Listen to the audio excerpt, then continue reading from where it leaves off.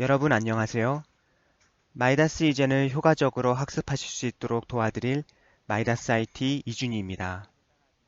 마이다스 이젠의 동영상 강의인 실무 예제 따라하기는 실무 프로젝트를 가지고 처음부터 끝까지 함께 따라하며 학습하실 수 있게 구성된 교육입니다. 실무 예제 따라하기는 초급 과정, 철근 콘크리트 건물과 철골 건물 따라하기가 있고 중급 과정, RC 단독주택과 철골 단독주택 따라하기가 동영상 강의로 제공되고 있습니다. 그 중에서 오늘 저와 함께 학습하실 초급 과정 따라하기는 프로그램의 기본적인 사용법과 전반적인 흐름을 파악하는 과정이고, 다음에 학습하실 중급 과정은 보다 실무에서 적용하실 수 있을 만한 다양한 기능과 활용법들을 학습하실 수 있는 내용으로 구성되어 있습니다. 따라서 이번 따라하기를 학습하시기 전에 반드시 구조 프로그램 입문 자료를 학습하셔야 이번 교육을 보다 잘 이해하실 수 있습니다. 그리고 동영상 강의의 모든 내용들은 홈페이지에 문서 형태로도 제공되고 있습니다. 문서도 같이 보시면서 교육을 시청하시면 더 효과적으로 학습하실 수 있습니다. 그럼 지금부터 초급 과정의 첫 강의인 철근 콘크리트 건물 따라하기를 시작하겠습니다. 오늘 학습하실 따라하기의 예제 모델을 먼저 살펴보도록 하겠습니다. 이 예제 건물은 경기도 성남시에 위치한 3층 규모의 철근 콘크리트 건물입니다. 용도는 건축법 시행령에 따라 일반 업무시설로 분류하며 연면적은 2980.8제곱미터이고 1층부터 3층까지 건물 중앙에 엘리베이터와 계단실이 위치한 동일한 평면으로 계획되어 있는 간단한 건물입니다. 구조적으로는 코어 부분의 전단벽과 기둥과 보로 이루어진 구조 형식을 가지고 있습니다. 마이다스 이젠으로 구조 설계를 수행하기 전에 전 과정이 어떤 프로세스에 의해 진행될 것인지 알아보도록 하겠습니다. 먼저 MODS 창을 오픈하여 이젠 프로그램을 실행시킵니다. 그리고 구조 모델에 대해 간단하게 정보를 입력하고 모델링에 활용될 도면 밑그림을 등록합니다. 구조 모델링은 수직 부재, 수평 부재 순서대로 생성하고 층간 복사와 기초 생성까지 완료하여 전체 모델링을 완성합니다. 그리고 해석 설계를 수행하고 그 결과를 검토하겠습니다. 검토는 프로그램이 가이드해주는 대로 NG 부재를 OK가 되도록 변경 또는 편집하는 과정입니다. 그리고 최종적으로 구조 계산서를 비롯한 성과물까지 생성해 보도록 하겠습니다. 그럼 이제 이 프로세스대로 하나씩 시작하겠습니다. 바탕화면에 있는 MODS 아이콘을 실행시키고 로그인 하겠습니다. 그리고 마이다스 이젠 아이콘을 클릭하여 프로그램을 실행시키고 빠른 실행에 새 파일 열기를 클릭합니다. 작업 환경을 살펴보면 가운데 모델링 작업과 결과를 확인하는 작업창을 기준으로 상위에는 각종 작업 명령을 빠르게 실행할 수 있는 메뉴가 아이콘 형태로 배치되어 있습니다. 이 메뉴들은 작업 프로세스를 기반으로 배열되어 있으므로 메뉴의 왼쪽부터 오른쪽으로 순차적으로 작업을 진행하시면 되겠습니다. 그리고 좌측에는 트리 메뉴가 있는데 이곳은 작업 중에 생성되는 모델링 관련 정보를 기록하고 관리합니다. 마지막으로 하단에는 메시지 창이 있습니다. 이곳은 작업에 대한 명령과 상태를 확인할 수 있습니다. 작업 중 안전한 데이터 관리를 위해 프로젝트를 저장하는 것이 좋습니다. 폴더를 만들고 파일을 저장하고 작업을 시작하겠습니다.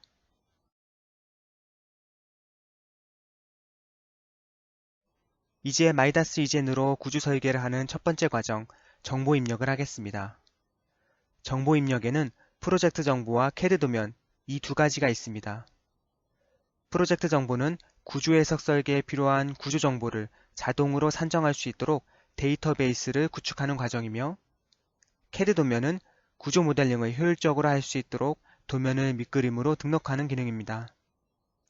그럼 이제부터 프로젝트 정보 입력을 메뉴의 배열 순서에 따라 해보도록 하겠습니다.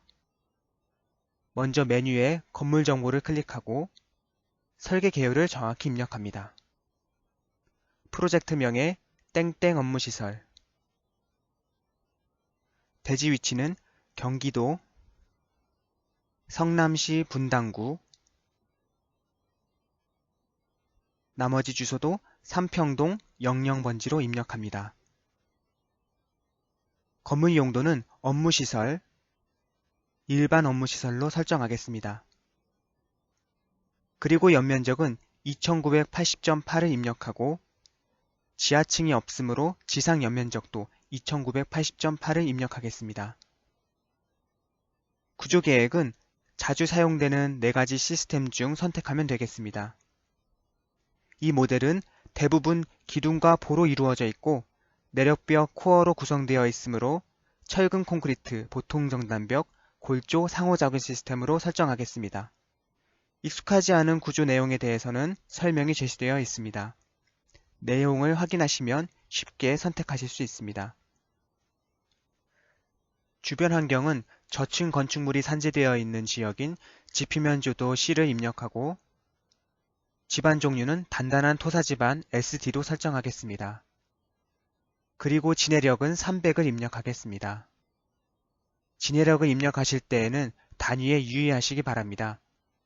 마이다스 이젠에서의 진해력 입력은 SI 단위계를 입력하셔야 하기 때문에 1톤은 10kN으로 환산하셔서 입력해 주시면 됩니다. 다른 값들은 디폴트 값으로 설정하고 확인을 누르겠습니다.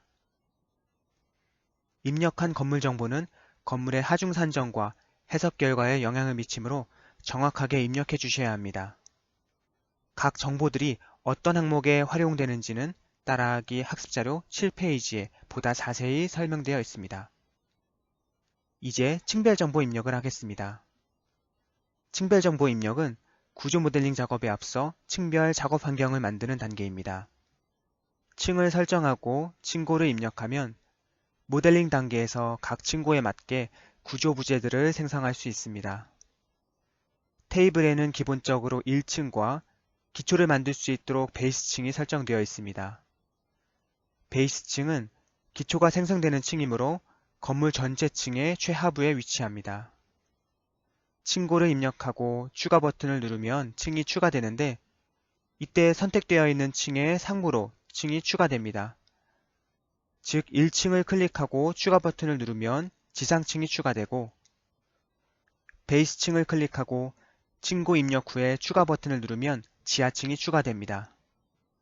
층을 삭제하실 때에도 층을 선택하고 삭제 버튼을 누르면 편집하실 수 있습니다. 본 예제 모델의 경우 1층 층고가 4000으로 설정되어 있습니다. 지상층의 2층과 3층을 동일한 층고로 한 번에 생성하기 위해 1층을 클릭한 상태에서 층고 4000, 복수층에 2를 입력한 다음 추가 버튼을 누르시면 2층과 3층이 동일한 층고로 한 번에 생성됩니다. 그리고 이 건물처럼 지하층이 없는 경우에는 동결심도 확보를 위해 내림기초층을 사용하겠습니다. 내림기초층의 층고는 1200으로 변경하겠습니다. 층 설정과 층고가 입력되면 누적 층고는 자동으로 계산됩니다. 누적 층고가 12000인지 최종적으로 확인해 주시고 확인 버튼을 누르겠습니다. 이제 층별 정보 입력이 완료되었습니다. 다음 단계로 구조정보 입력입니다. 구조정보를 클릭하고 구조정보 대화 상자를 살펴보겠습니다. 구조정보에서는 건물정보에서 선택한 건물 용도에 보편적으로 사용되는 재료와 하중값이 기본 설정되어 있습니다. 여기서 해당 모델에 사용할 재료와 강도를 변경할 수 있고 층별로 마감 하중과 활 하중을 설정할 수 있습니다.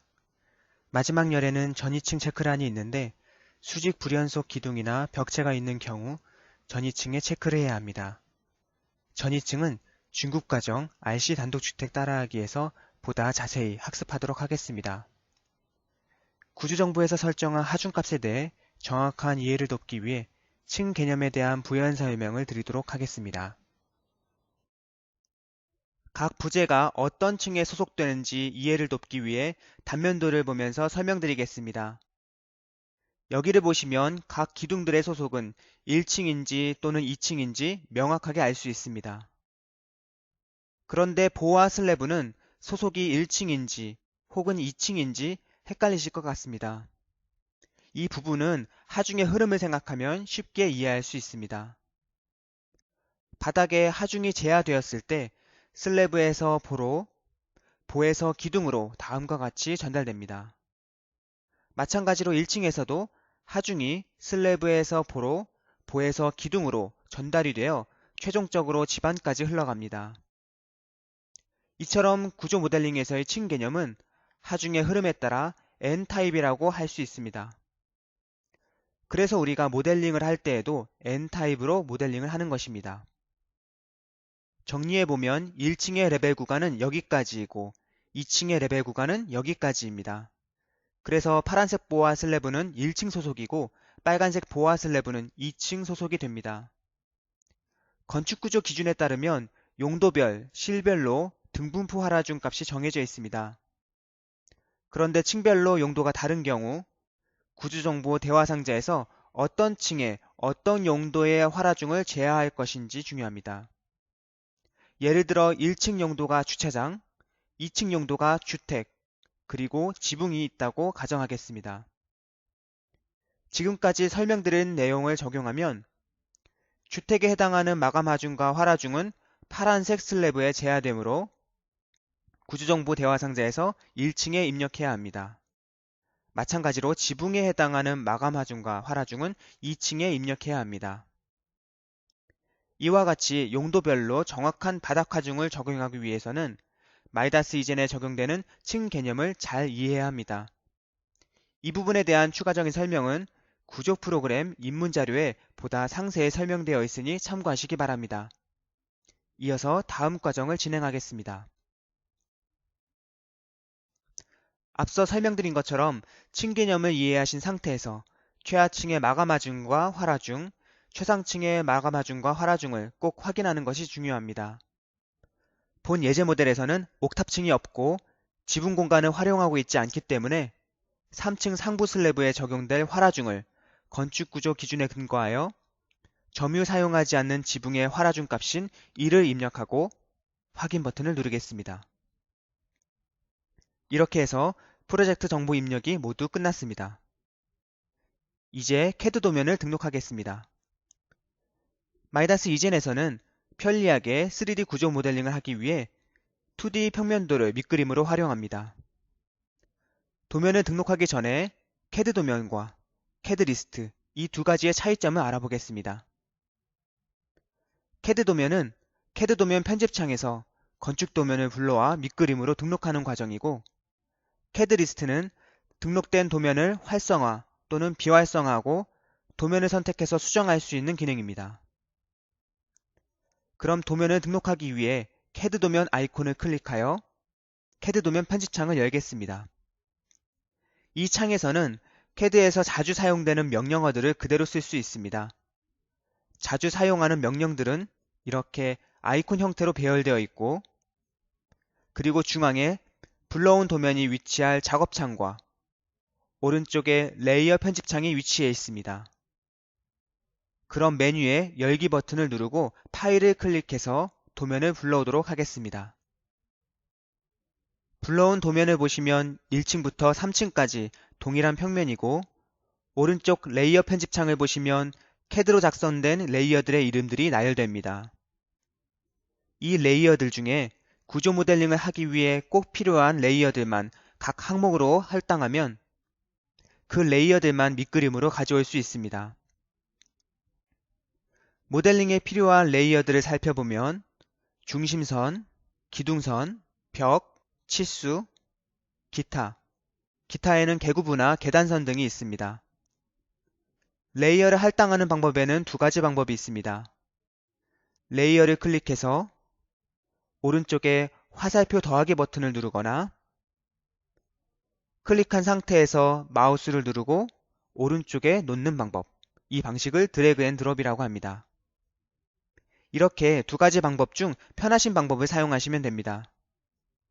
일부 선들이 누락되거나 섞이지 않도록 CAD에서 미리 레이어를 정리해 주시기 바랍니다.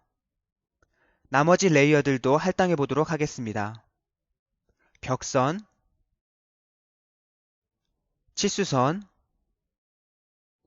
계단선까지 할당하면 모든 레이어들의 할당이 끝났습니다. 레이어 할당 작업을 수행하면 할당된 레이어들이 밝게 표시되는 것을 확인할 수 있습니다. 이렇게 할당된 레이어들을 밑그림으로 등록하겠습니다. CAD 등록 아이콘을 클릭하면 CAD 도면 등록창이 나타납니다. CAD 도면을 등록하는 과정은 CAD에서 블록을 설정하는 방법과 동일합니다. 먼저 밑그림이 될 CAD 도면 이름을 정하고 UCS 좌표축이 놓일 기준점을 화면에서 선택한 다음 객체를 선택하고 그 도면이 놓일 위치, 즉 층을 배정하고 적용 버튼을 누르는 순서입니다. 그럼 이 순서대로 한 번씩 해보겠습니다. 먼저 도면 이름에 1F라고 입력하고 삽입 기준점 지정에 화면에서 선택 버튼을 클릭합니다. 이 기준점은 여러 층의 도면을 등록할 때 각 도면의 기준이 되는 점이므로 동일한 위치를 기준으로 설정해야 합니다. 수직적으로 연속되는 코어의 한 점이나 모든 도면에 공통되는 중심선 등이 좋은 예가 될 수 있습니다. 이번 따라하기에서는 X축 첫 번째 중심선과 Y축 첫 번째 중심선의 교차점을 기준점으로 설정하겠습니다. 마우스 휠을 이용하여 화면을 확대하고 정확하게 기준점을 클릭하면 원형 마크가 표시됩니다. 다음으로 객체를 선택하겠습니다. 화면에서 선택, 버튼을 클릭, 화면을 축소하고 전체 도면을 드래그 선택한 후 엔터를 누르면 선택됩니다. 층 배정은 이 도면이 어느 층의 밑그림이 될지 층을 배정해 주는 것입니다. 이 도면은 1층에 배정하겠습니다. 여기서 적용을 누르면 연속해서 도면 등록 작업을 진행하는 것이고 확인 버튼을 누르면 도면 등록 작업을 마치고 대화 상자를 닫는 것입니다. 2층과 3층에 계속 도면을 등록해야 하기 때문에 적용 버튼을 누르겠습니다. 그러면 1F 도면이 1층 바닥에 등록되었습니다 라고 대화 상자가 나타납니다. 확인 클릭. 같은 과정으로 EF 입력하시고 화면에서 선택. 마크가 표시되어 있기 때문에 쉽게 기준점을 클릭할 수 있습니다. 객체 선택은 화면에서 선택 클릭, 줌 아웃 하셔서 도면을 드래그 선택한 후 엔터. 2층에 층 배정을 한 후 적용을 클릭하면 2층 바닥에 도면이 등록됩니다. 마지막으로 3F 입력하시고 기준점은 같은 지점을 클릭합니다. 객체 선택은 동일한 도면을 드래그 선택한 후 엔터. 층 배정은 3층 선택하시고 마지막 도면 등록 작업이므로 확인 버튼을 누르겠습니다. 이제 도면 등록 작업이 완료되었으므로 나가기 버튼을 클릭합니다. 3개의 도면을 모두 확인하기 위해 모델 보기 창을 클릭합니다. 왼쪽 정보 트리를 보시면 1F, 2F, 3F 도면이 등록되어 있고 오프 표시가 되어 있는 것을 확인할 수 있습니다. 각 도면들을 마우스 우클릭하고 보이기 숨기기를 클릭하면 도면을 활성화시킬 수 있습니다. 이 도면들이 동일한 위치에 잘 등록되어 있는지 확인하기 위해 모델 보기 창에 뷰 내비게이션 탑을 클릭하고 화면을 확대해 보겠습니다. 이때 중심선들이 하나씩 보인다면 잘 등록된 겁니다. 만약 중심선들이 여러 개의 선으로 보인다면 등록을 다시 해야 합니다. 이제 1층 구조 모델링을 하기 위해 층별 보기 창 1F로 작업 환경을 이동하겠습니다. 구조 모델링을 위한 모든 준비가 마쳤습니다. 이상으로 정보 입력을 완료했습니다. 정보 입력은 크게 두 가지로 요약할 수 있습니다. 첫 번째, 간단하게 건물 정보, 층별 정보, 구조 정보를 입력하여 구조 해석서에게 필요한 데이터베이스를 구축했습니다. 두 번째, CAD에서 블록을 지정하는 방식으로 CAD 도면을 밑그림으로 등록함으로써 모델링 편의를 위한 정보를 입력했습니다. 이렇게 정보를 입력함으로써 구조 모델링을 위한 환경과 해석서에게시 기본적으로 필요한 데이터베이스가 모두 구축되었습니다. 이제 다음으로 구조 모델링과 편집하는 과정을 학습하겠습니다.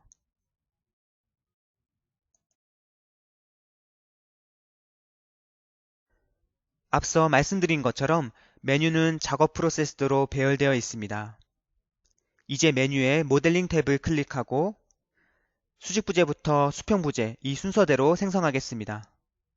첫 번째로 기둥 생성입니다.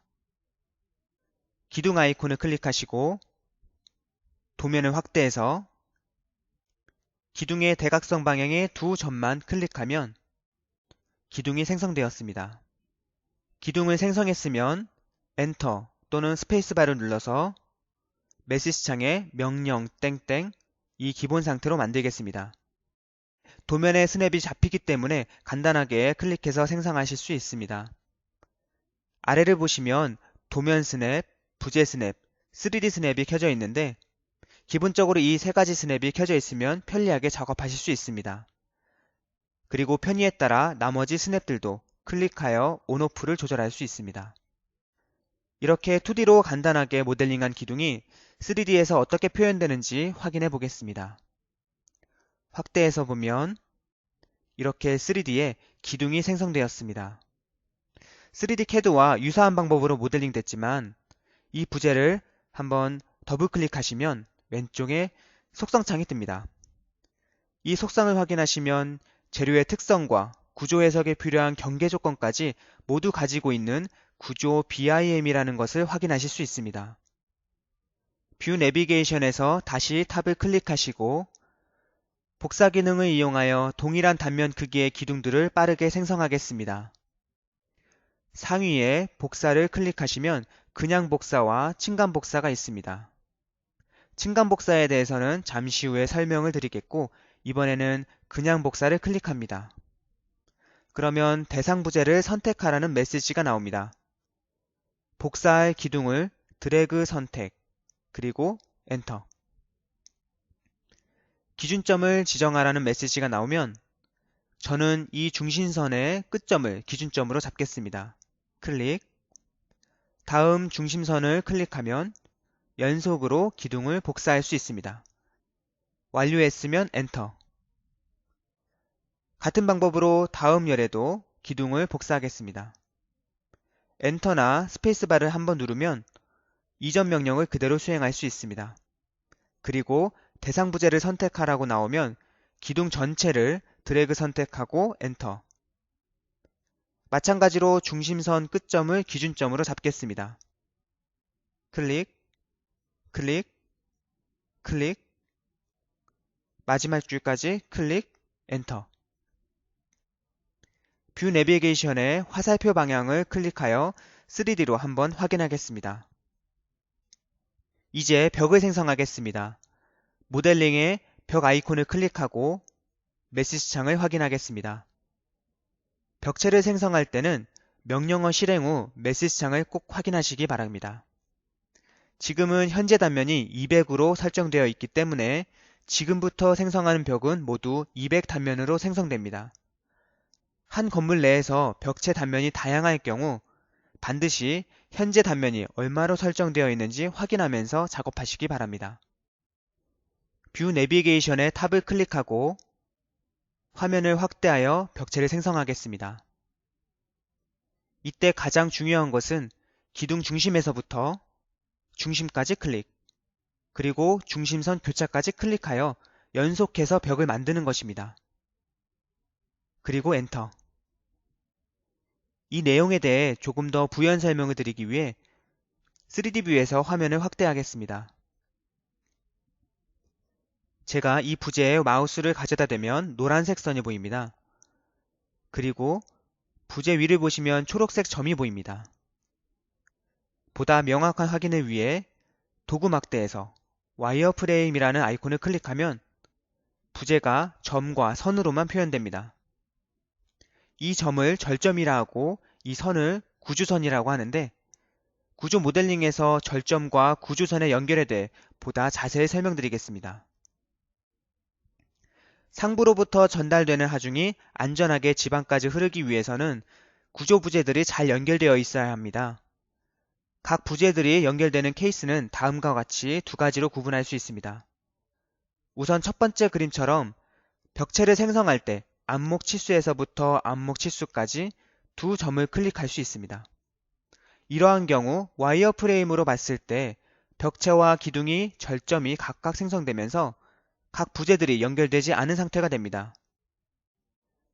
그런데 아래 그림과 같이 기둥의 절점부터 절점까지 이렇게 벽체를 모델링하면 와이어프레임으로 봤을 때 각 부재가 절점을 공유하게 됩니다.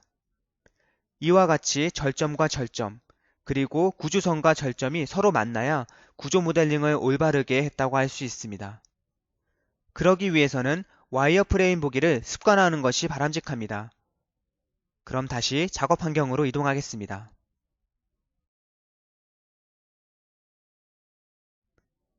다시 뷰를 가운데로 맞추고 모델링 메뉴에서 벽을 클릭하고 절점에서 절점까지 클릭, 엔터. 다시 엔터나 스페이스바를 한 번 더 누르면 이전 명령이 실행됩니다. 교차점에서부터 교차점까지 클릭, 엔터. 이렇게 연결이 끝났습니다. 3D 뷰에서 모델링을 확인하겠습니다. 개구부는 별도로 생성하는 명령이 있기 때문에 개구부를 신경 쓰지 않고 이렇게 벽체를 연속으로 생성했습니다. 그럼 이제 개구부를 생성하겠습니다. 모델링 메뉴에서 개구부를 클릭하면 벽 개구부와 슬래브 개구부가 있습니다. 벽 개구부를 클릭하겠습니다. 그리고 메시지 창을 보시면 현재 설정이 개구부 높이는 2100, 바닥으로부터 개구부 하단까지의 거리는 0으로 되어 있습니다. 여기서 h는 개구부의 높이이고 d는 바닥부터 개구부까지 거리입니다. 그래서 하단까지의 거리가 0이면 문이 되겠고 하단까지의 거리가 어떤 값이 설정된다면 아마 창문이 될 겁니다. 우리는 문을 생성할 것이기 때문에 이 기본 설정값 h2100에 d0으로 설정하고 개구부를 생성하겠습니다. 벽을 생성하듯이 간단히 클릭하시면 개구부가 생성됩니다. 화면을 좀 확대하겠습니다. 개구부를 생성할 때 여기 이 부재라는 아이콘을 이용하면 더 쉽게 생성할 수 있습니다. 이 부재라는 아이콘은 수직 부재들을 이렇게 투명, 반투명으로 볼 수 있게 하는 기능입니다. 그래서 도면을 참고하여 개구부를 생성할 때 유용하게 쓰이는 기능입니다. 클릭, 이렇게 하면 개구부가 간단하게 생성됐습니다. 벽 개구부를 생성하면 개구부의 폭과 높이, 그리고 하단까지의 거리가 일시적으로 표시됩니다. 반대쪽도 동일한 방법으로 생성하겠습니다. 엔터나 스페이스바를 한 번 더 누르면 연속적으로 작업을 수행할 수 있습니다. 클릭, 엔터, 클릭. 이렇게 개구부 3개를 모두 생성했습니다. 이렇게 1층 수직 부재를 모두 완성했습니다. 이제 수평 부재를 생성하겠습니다. 마이다스 이젠에서는 수평 부재인 보, 슬래브에 대한 자동 생성 기능을 지원합니다. 그 중에서 보에 대한 자동 생성 기능은 기둥이 모델링된 상태에서 그리고 중심선이 절점과 연결되어 있을 때 중심선을 따라서 생성됩니다. 그래서 작업 환경을 층별 보기창 2층 바닥으로 이동하겠습니다. 먼저 큰 볼을 생성하겠습니다.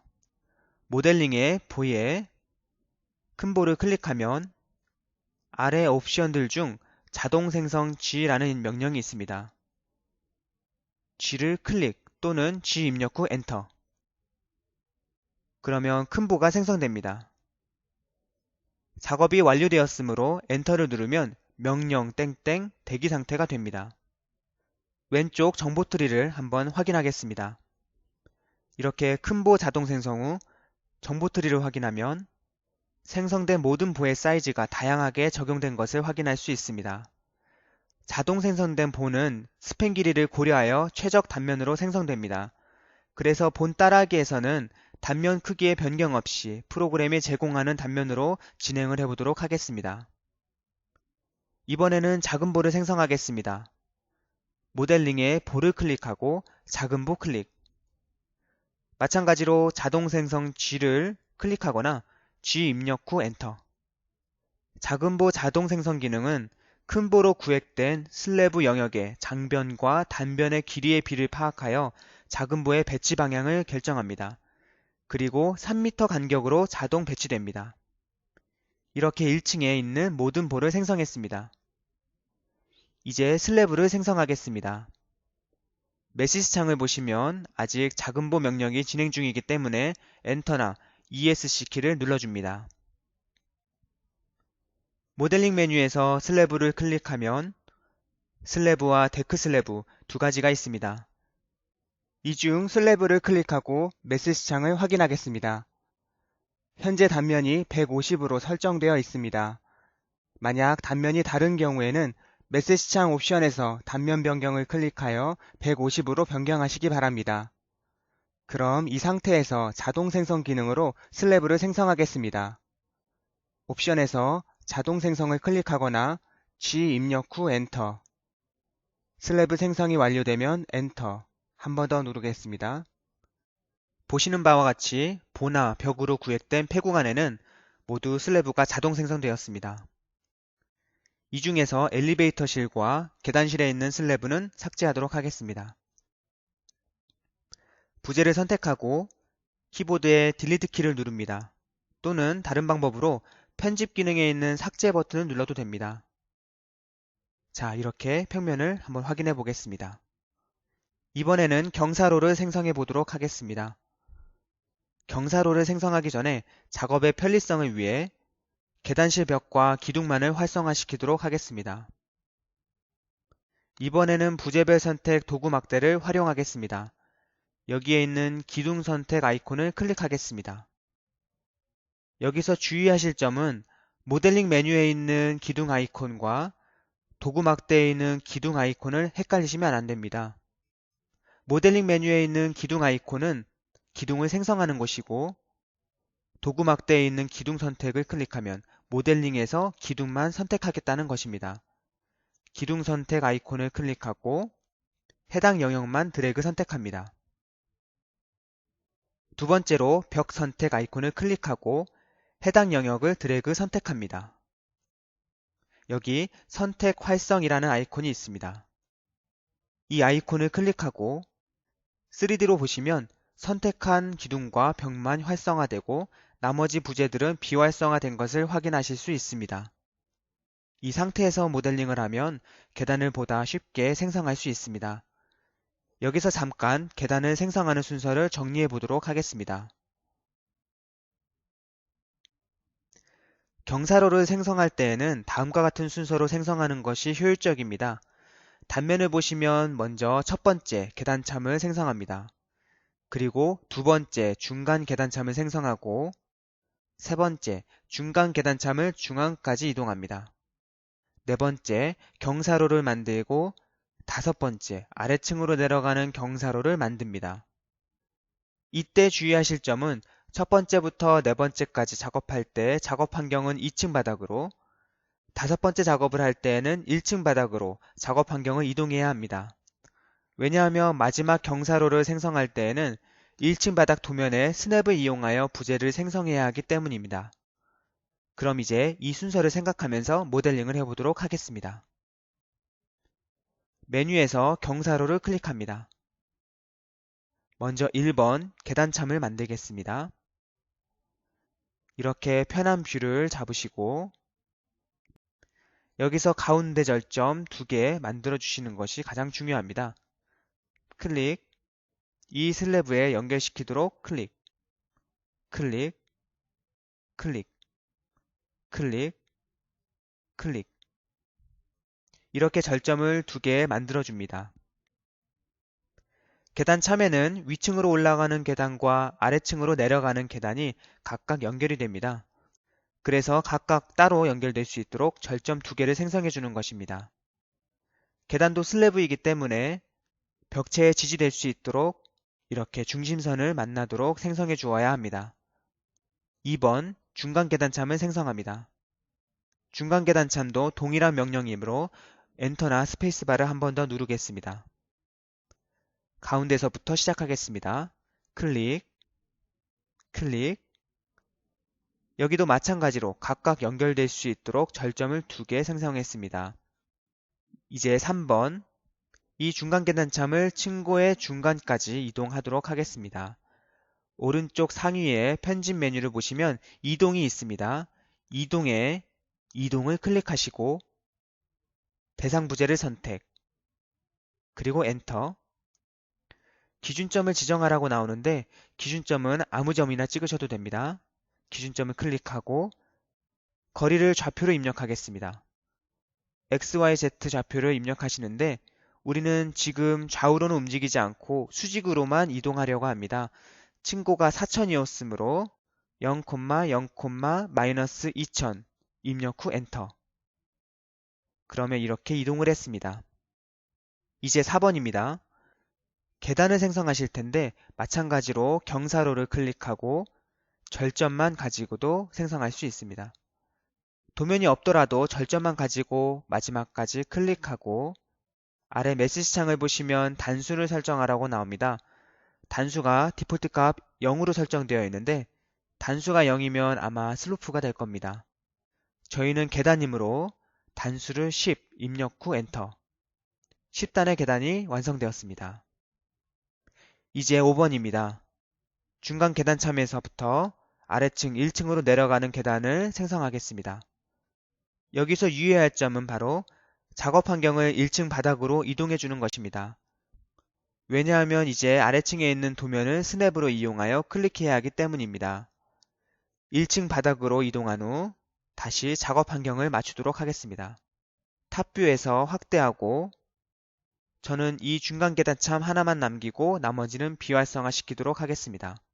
선택하고 활성 버튼, 그리고 편한 뷰를 잡겠습니다. 마찬가지로 경사로, 그리고 절점과 도면선을 가지고 클릭, 클릭, 클릭, 클릭합니다. 단수 설정에 이전에 10단을 입력했기 때문에 그대로 엔터를 치거나 10 입력 후 엔터 하셔도 됩니다. 저는 10이라고 다시 입력 후 엔터를 누르겠습니다. 이제 1층 부재들의 생성이 모두 완료되었습니다. 전체 활성을 해서 전체적으로 확인을 해보도록 하겠습니다. 뷰 내비게이션의 사선 방향, 여기까지 모델링을 완료하셨다면 반드시 절점과 구조선을 체크하는 것이 좋습니다. 도구 막대에서 와이어 프레임을 클릭하면 이렇게 절점과 구조선만 보이게 됩니다. 이렇게 확인하시는 방법은 도구 막대에 가시면 절점 번호라는 아이콘이 있습니다. 이 절점 번호 아이콘을 클릭하면 각 절점 위에 번호가 표시됩니다.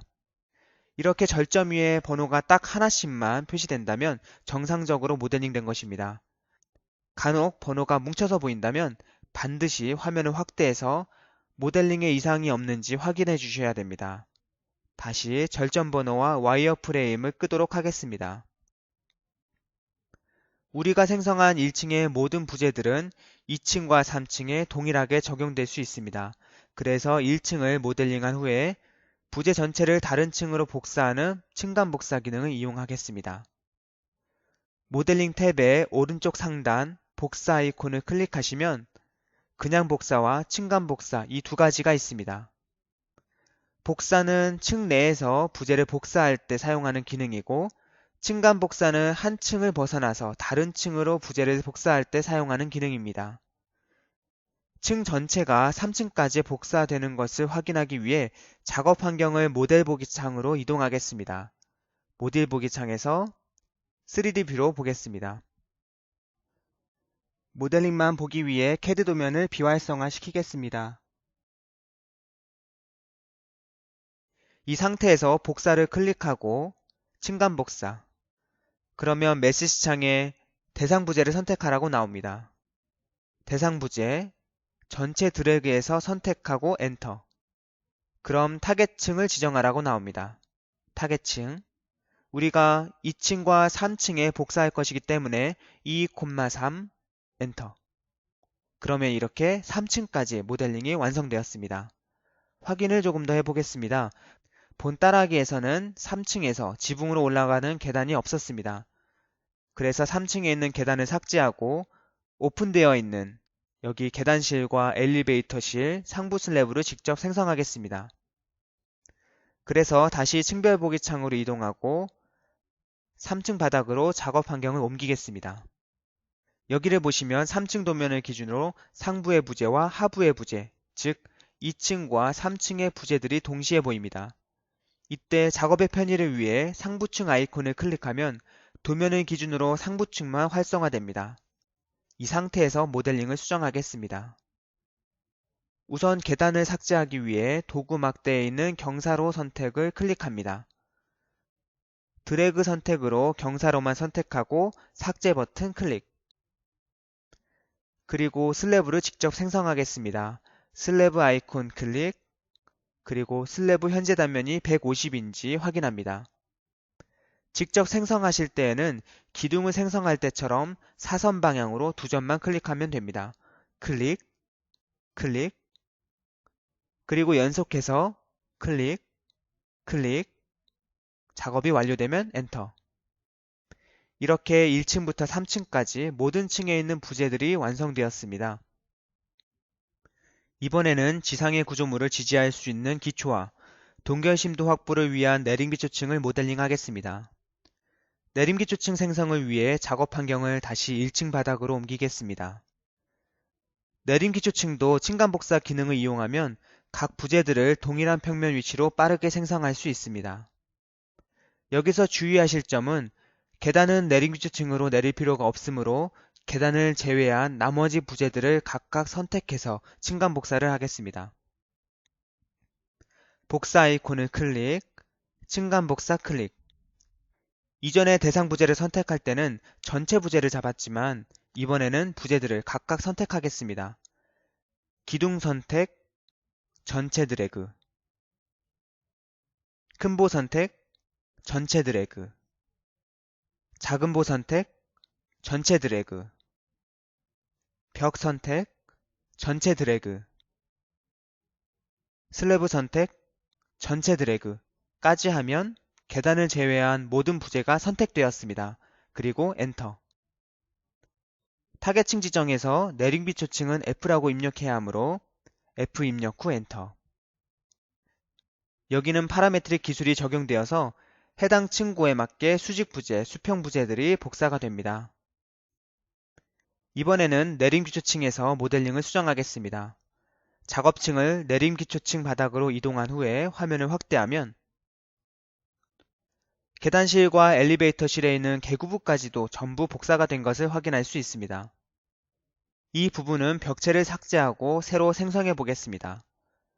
도구 막대에서 벽 선택, 삭제할 벽들을 선택하고 삭제 버튼 클릭. 벽을 새로 생성하기 위해 메뉴에서 벽 아이콘 클릭. 현재 단면이 200인지 확인하고 아래 절점에서부터 아래 절점까지 클릭합니다. 클릭,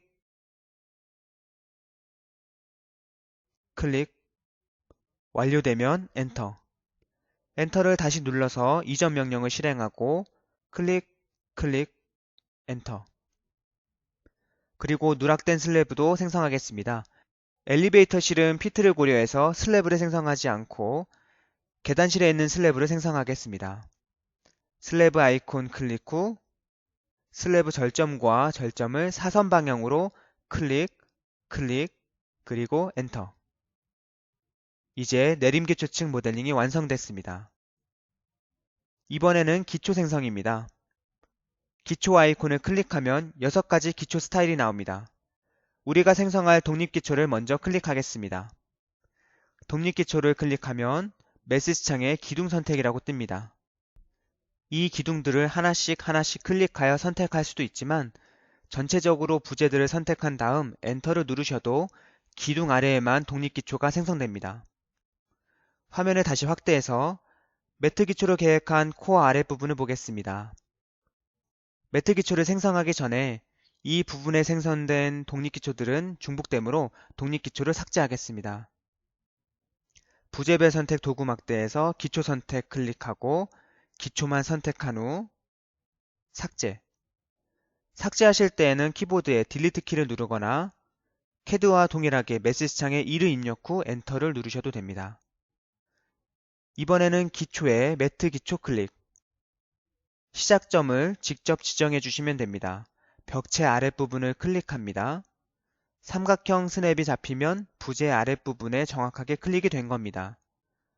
마지막까지 클릭하면 메시지 창에 연단거리 설정이라고 메시지가 나옵니다. 연단거리란 클릭한 지점에서 사방으로 얼마만큼의 거리를 확보해서 매트 기초를 생성할 것인지를 묻는 것입니다. 500을 입력 후 엔터 하면 500mm만큼 옵셋되는 것입니다. 이렇게 독립기초와 매트 기초까지 완성했습니다. 모델 보기 창에서 최종적으로 한번 확인해 보겠습니다. 이렇게 1층부터 3층까지와 내림 기초와 기초 모델링까지 완성했습니다. 이상으로 구조 모델링의 전 과정을 마쳤습니다. 구조 모델링을 다시 한번 정리하겠습니다. 먼저 도면을 밑그림으로 하여 수직 부재인 기둥과 벽을 생성했고, 자동 생성 기능을 활용하여 보와 슬래브를 만들고 계단을 생성했습니다. 마지막으로 층간 복사 기능을 이용하여 3층까지 빠르게 생성한 후 내림 기초층과 기초를 생성하여 모델링을 완성했습니다. 이젠을 통한 구조 모델링은 3D CAD 모델링 방식과 유사하지만 생성한 모든 부재들이 해석서에게 필요한 모든 정보를 가지고 있는 구조 부재라는 것 또한 확인했습니다. 이러한 구조 모델링에서 가장 중요한 것은 절점과 절점, 절점과 구조선이 연결되어야 한다는 것입니다. 그래야 모든 부재들이 서로 잘 연결되어 하중이 정상적으로 전달되기 때문입니다. 모델링을 완료했으므로 이제 해석서에게 버튼 하나로 해석을 수행하고 결과를 얻을 수 있습니다. 그에 앞서 혹시 부재를 잘못 생성한 것이 없는지 또는 실수한 사항은 없는지 확인이 필요합니다. 그래서 마이다스 이젠에서는 모델 검토라는 체크 시스템으로 꼼꼼하게 모델을 검토해주고 확인해주고 있습니다. 해석서에게 수행 전에 입력된 정보와 모델링에 대한 검토를 하고 해석서에게 후에 다시 한번 모델 검토를 하여 결과에 대한 검토까지 하는 과정을 지금부터 학습하겠습니다.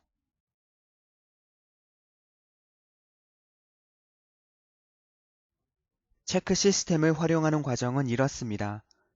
정보 입력과 모델링 작업을 모두 완료한 후 첫 번째 모델 검토를 수행합니다. 도구 메뉴에 가시면 모델 검토라는 아이콘이 있습니다. 이렇게 모델 검토를 수행하면 입력된 정보와 모델에 대한 오류나 적절성을 검토해 줍니다. 그리고 해석 메뉴에서 해석 설계를 수행합니다. 그러면 부재의 적절성과 해석 결과들이 나오고 해석된 결과를 근거로 두 번째 모델 검토를 자동 수행합니다. 여기에서는 해석과 설계 결과 사항까지도 꼼꼼히 체크가 됩니다. 다시 요약하면 해석 설계 전과 후로 모델 검토를 각각 총 2번 합니다. 이렇게 모델 검토 기능을 활용하면 보다 원활한 해석 설계 수행 및 신뢰할 수 있는 결과를 얻을 수 있습니다. 그럼 첫 번째 모델 검토를 수행하겠습니다. 도구 메뉴에서 모델 검토 아이콘을 클릭하면 모델 검토 대화 상자가 나옵니다. 대화 상자를 보면 정보에 대한 일반 사항, 하중, 재료, 단면과 배치, 해석법, 해석 및 설계에 대해서 다양한 실무 검토 사항을 반영하여 검토해주고 있습니다. 이 중에서 일반 사항, 체크리스트를 보면 5가지 범주에 대해서 모두 체크가 되어 있는 것을 확인할 수 있습니다. 이 상태에서 모델 검토를 클릭합니다. 모델 검토가 완료되면 왼쪽 트리 메뉴에 모델 검토 창이 나타나고 각 항목에 대해서 어떤 결과가 나왔는지 보여줍니다. 아직 해석 설계를 수행하기 전이기 때문에 해석법과 해석 설계에 대한 항목들은 비활성화됩니다. 만약 검토가 필요한 사항이 있다면 해당 항목이 빨간색 텍스트로 표시됩니다. 제가 샘플로 검토 과정을 보여드리겠습니다. 만약 부재 하나를 더블 클릭하여 왼쪽 속성 창에서 콘크리트 강도를 한번 변경해 보겠습니다. C24에서 C21로 한 부재만 콘크리트 강도를 변경했습니다. 보통 전체 건물에 쓰인 콘크리트 강도와 부재 하나만의 콘크리트 강도가 다른 경우는 일반적이지 않습니다. 이런 경우에 어떻게 검토해 주는지 확인해 보겠습니다. 이 상태에서 모델 검토를 클릭하고 다시 모델 검토 클릭하면 재료에 대한 한 항목에 대해서 빨간색 텍스트가 나타났습니다. 같은 층의 부재 종류별 강도 등급 동일성 검토라는 항목입니다. 이 항목을 더블 클릭하면 아래쪽에 모델 검토 사항에 대해서 창이 하나 나타납니다. 내용을 확인해 보면 검토 3층의 몇 번 보호 강도가 구조정보에 입력된 3층의 재질 강도와 다릅니다 라고 나옵니다. 이 말은 우리가 구조정보에 입력한 3층에 쓰인 콘크리트 강도가 C24였는데 하나의 부재에서만 재질 강도가 다른 경우라고 나타내주고 있는 것입니다. 이 부재를 확인하기 위해서는 오른쪽에 트레이서 상세 설정 땡땡땡 아이콘을 클릭하면 이 부재가 같은 층의 부재들과 재질이 다르다는 것을 표시해주고 있습니다. 이렇게 모델 검토를 활용하면 해석 설계 전과 후로 신뢰할 수 있는 결과를 얻을 수 있습니다. 이제 해석 설계를 수행하겠습니다. 해석 메뉴에 가시면 해석 설계 수행 버튼이 있습니다. 해석 설계 수행 버튼을 클릭하겠습니다. 단축키, 키보드의 F5를 누르셔도 됩니다. 사용자가 입력한 데이터를 바탕으로 구조 해석 및 설계가 진행됩니다. 구조 해석 프로그램에서는 해석 설계 이전 단계를 전처리 모드라 하고 해석 설계 이후 단계를 후처리 모드라고 합니다. 질량 참여율 그래프도 나타납니다. 이 그래프를 보시면 일반적으로 고유치 모드수 10차 이전에 질량 참여율이 90% 이상 확보되는데 건물의 비정형성에 따라 다소 차이가 있을 수 있습니다. 그런데 10차 이상이 되도록 질량 참여율 그래프가 아주 미소하게 변화가 없다면 구조 모델에서 부재 간 연결 상태가 부적절한 경우가 있을 수 있습니다. 이러한 경우 해석을 중단하고 구조 모델을 다시 한번 검토하는 것이 좋습니다. 지금은 질량 참여율이 90% 이상 확보되었고 설계가 진행 중입니다. 이렇게 해석 설계가 완료되었습니다. 질량 참여율 그래프는 닫기를 누르겠습니다. 제가 조금 전에 전처리 모드와 후처리 모드에 대해 설명을 드렸습니다. 우리가 작업을 하는 동안에 도구막대 자물쇠 아이콘이 열림으로 표시가 되어 있었습니다. 이 아이콘을 전처리 모드라고 하고 해석 설계가 모두 완료되면 자물쇠가 자동으로 닫힘으로 변경됩니다. 이 모드를 후처리 모드라고 합니다. 자물쇠 모양이 잠김으로 바뀌고 후처리 모드가 되면 그때부터는 정보나 모델링을 변경하는 것이 아니라 결과를 검토하시는 단계로 넘어간 겁니다. 전처리 모드와 후처리 모드에 대한 보다 자세한 사항은 구조 프로그램 입문 자료를 참고해 주시기 바랍니다. 해석 설계 수행이 완료되면 두 번째 모델 검토가 자동으로 진행됩니다. 첫 번째 모델 검토 과정에서는 해석과 설계에 대한 검토 항목들이 비활성화되어 있었으나 해석 설계 수행 이후에는 이렇게 모든 항목을 검토할 수 있습니다. 모델 검토 항목을 보시면 빨간색 검토 메시지가 나오지만 본 따라하기에서는 해당 항목을 무시하고 진행할 수 있습니다. 그 근거는 따라하기 참고자료 39페이지를 확인하시기 바랍니다. 구조 모델링 완성 후 해석 설계 수행을 아이콘 클릭 한 번으로 자동 수행했습니다. 해석 설계 수행은 입력된 모든 데이터를 건축 구조 기준에 따라 해석과 설계를 일괄적으로 수행하는 과정입니다. 그리고 해석 설계 전은 전처리 모드라 하고 해석 설계 이후에는 후처리 모드라고 하는데 도구막대의 자물쇠 모양 아이콘이 열림 상태에서 해석 설계가 완료되면 잠긴 상태로 바뀐 것도 확인하셨습니다. 또한 원활한 해석 설계 수행 및 신뢰할 수 있는 결과를 얻기 위해서 해석 설계 전과 후로 각각 모델 검토를 수행하여 오류와 적절성 체크 사항들을 항목별로 꼼꼼히 체크하시는 것도 학습하셨습니다. 다음 과정은 결과 검토입니다. 해석 설계 후 바로 구조 계산서를 출력하는 것이 아니라 부재가 적절한지 구조적으로 안전한지를 확인하셔야 합니다. 어떻게 확인하고 편집하실 수 있는지 지금부터 학습하시겠습니다.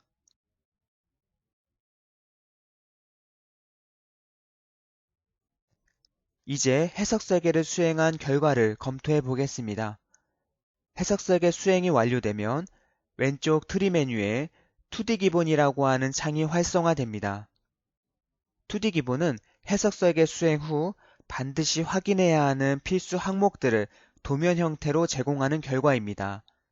그 내용들을 살펴보면 크게 네 가지로 구분됩니다.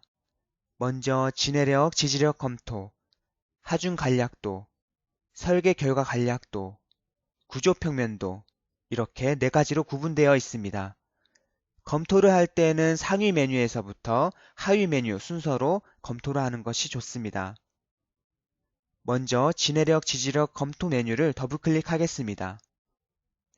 지내력, 지지력 검토는 상부 하중을 지지하는 기초의 지내력 또는 지지력과 허용 지내력 또는 지지력을 비교하여 집안에 대한 구조물의 안정성 여부를 확인합니다.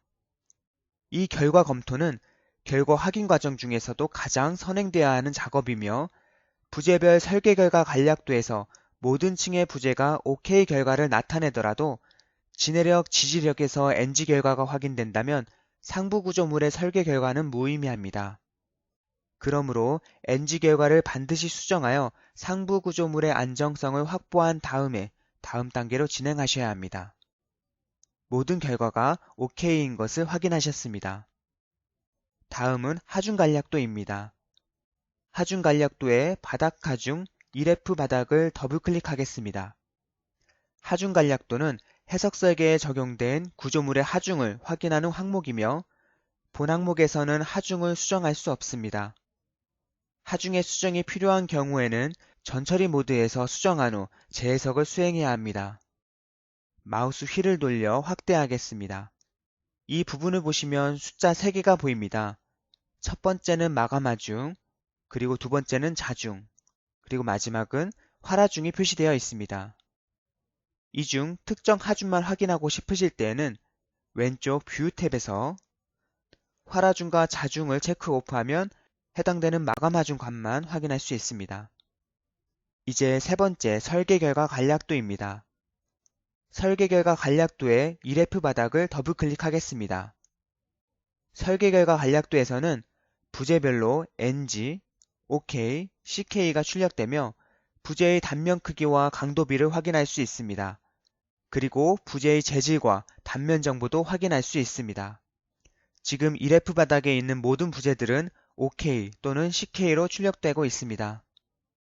이제 마지막으로 구조평면도입니다. 구조평면도의 1F 바닥을 더블클릭하겠습니다. 이곳에서는 OK, NG, CK만 빠르게 확인할 수 있고 최종 출력 형태도 확인이 가능합니다. 그리고 시공성을 고려하여 배근의 연속성도 편집이 가능합니다. 배근 결과를 체크하겠습니다. 디스플레이에서 텍스트의 크기를 조정하실 수도 있습니다. 층별 배근 결과를 확인할 때는 기초부터 확인하여 지붕층을 마지막으로 순서대로 확인하시기를 권장합니다. 이렇게 본 따라하기에서는 모든 부재에서 OK 결과를 가집니다. 그런데 만약 실무 프로젝트를 하시다가 NG 부재가 있을 때에는 어떻게 변경해야 하는지 학습해야 하기 때문에 전처리 모드에서 부재 하나를 변경하여 NG 부재를 만들어 보겠습니다. 자물쇠 열림 아이콘을 클릭하여 전처리 모드로 돌아갑니다. 층별 보기 창을 클릭하고 3F 바닥으로 작업창을 설정하겠습니다. 간편한 편집을 위해 상부층 아이콘을 클릭합니다. 뷰를 맞추고 이 부분에 있는 보호 부재를 변경하겠습니다. 먼저 보와 슬래브를 삭제하겠습니다. 이 동작은 해석 설계 결과를 삭제합니다. 라는 메시지가 나오면 얘를 클릭합니다. 보의 배치 방향을 이 방향으로 변경해 보겠습니다. 직접 생성하셔도 되지만 연장 기능을 활용해 보겠습니다. 모델링에 연장 클릭하시고 메시지 창에 경계 부재 지정이라고 나오면 연장할 경계까지를 클릭, 그리고 연장 부재 선택이라고 나오면 연장 부재를 선택, 그리고 엔터. 그러면 부재가 나란한 방향으로 연장되었습니다. 이번에는 슬래브를 생성하겠습니다. 모델링 슬래브에 슬래브, 현재 단면이 150으로 설정된 것을 확인하고 두 점을 대각선 방향으로 클릭하여 슬래브를 생성합니다. 그리고 엔터. 그리고 모델 보기 창에서 보시면 3층에 있는 보호 부재의 배치가 변경된 것을 확인하실 수 있습니다. 변경된 정보를 가지고 해석 설계를 수행합니다. 해석 설계가 완료되었습니다. 2D 기본에서 어떤 결과가 나왔는지 확인하겠습니다. 설계 결과 간략도에 3F 지붕층을 클릭하겠습니다. 보시는 바와 같이 보 배치가 변경되면서 이 보와 이쪽 보의 집중 하중이 증가했습니다.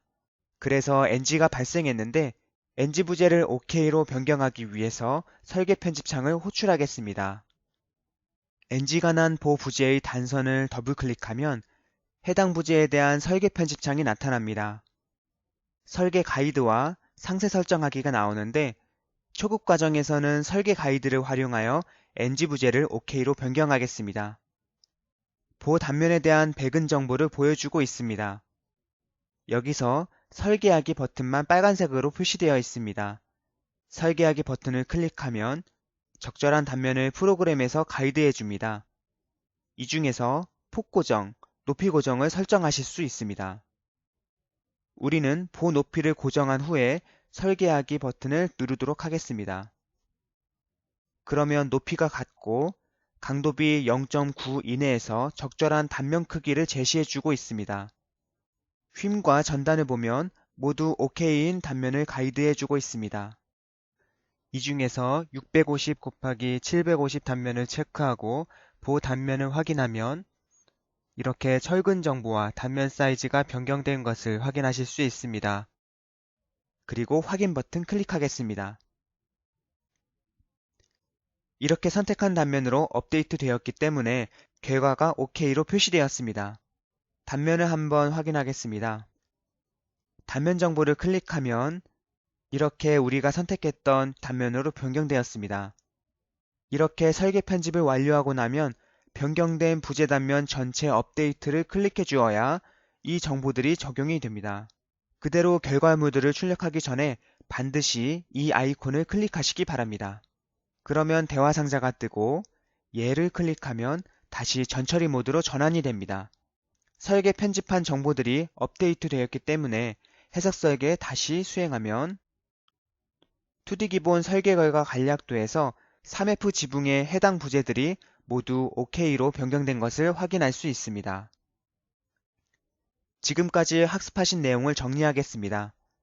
해석 설계를 수행하면 트리 메뉴에 2D 기본 메뉴가 활성화됩니다. 2D 기본의 각 항목들은 성과물 생성 전에 필수적으로 확인해야 하고 편집이 필요한 단면이 있다면 편집을 해야 합니다. 2D 기본을 검토할 때에는 항목이 나열된 순서대로, 즉 위에서부터 아래로 검토를 진행하는 것이 좋습니다. 특히 첫 번째로 확인할 지내력, 지지력 검토는 건물 하중을 기초 하부의 지반이 지지할 수 있는지에 대한 검토로서 구조물의 기본적인 안정성 확보와 관련이 있습니다. 상부 구조 부재가 모두 OK를 나타내더라도 지내력, 지지력 검토에서 NG가 있다면 구조물은 전체적으로 안전할 수 없습니다.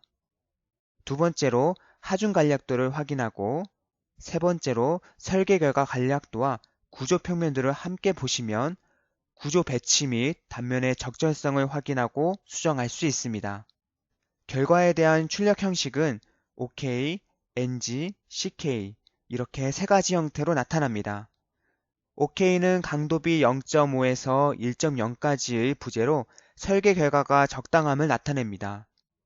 NG 부재는 강도비가 1.0을 초과하는 부재로 배근이나 단면을 편집하여 반드시 OK로 변경해 주어야 합니다. 마지막으로 CK 부재는 강도비 0.5 미만의 부재로 사실 OK인 부재이지만 강도비의 여유가 남는 부재입니다. 따라서 CK를 반드시 OK로 변경하실 필요는 없습니다. 다만 경제성을 고려해서 부재 단면을 줄일 수도 있다는 것을 나타내주고 있는 겁니다. 이렇게 결과까지 검토하면 이제 고품질의 성과물을 생성할 수 있습니다. 그럼 이제부터 성과물을 생성하는 방법을 학습하시겠습니다.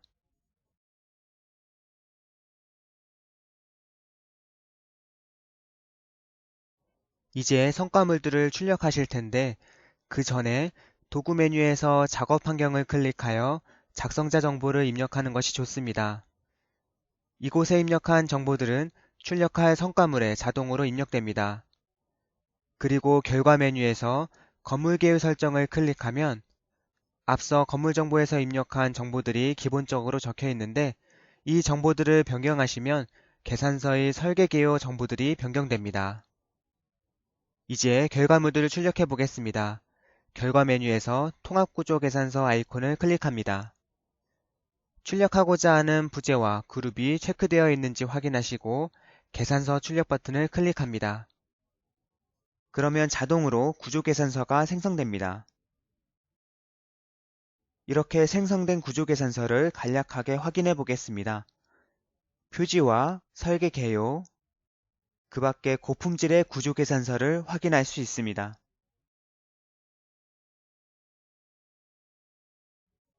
이렇게 생성된 구조계산서는 상단에서 출력 버튼을 클릭해서 출력할 수 있습니다. 이번에는 구조안전 및 내진 설계 확인서를 출력해 보겠습니다. 마찬가지로 결과 탭에서 안전확인서 아이콘을 클릭하면 성과물을 두 가지 유형으로 제공하고 있습니다. MS 워드 2007 버전 이상이 있으면 MS 워드 형태로 출력할 수도 있습니다. 우리는 프린트뷰로 바로 출력하겠습니다. 확인서 출력 버튼을 클릭하면 구조안전 및 내진 설계 확인서를 출력하실 수 있습니다. 이번에는 내진 능력 확인서를 출력하겠습니다. 마찬가지로 결과 메뉴에서 내진 능력 확인서 아이콘을 클릭하고 프린트뷰로 출력해 보겠습니다. 내진 능력 확인서는 두 페이지로 구성되어 있습니다. 해당 건물의 내진 능력이 궁금하다면 두 번째 페이지 세 번째 줄에 자동 계산된 값을 확인할 수 있습니다. 내진 능력 수동 계산 방법이 궁금하시다면 홈페이지 자주 묻는 질문 게시판 자료를 참고하시기 바랍니다. 이상으로 철근 콘크리트 건물 따라하기를 모두 학습하셨습니다. 다음으로 철골 건물 따라하기와 중급 과정을 학습하시면 보다 다양한 기능들을 학습하실 수 있습니다. 그럼 다음 과정에서 만나 뵙겠습니다. 감사합니다.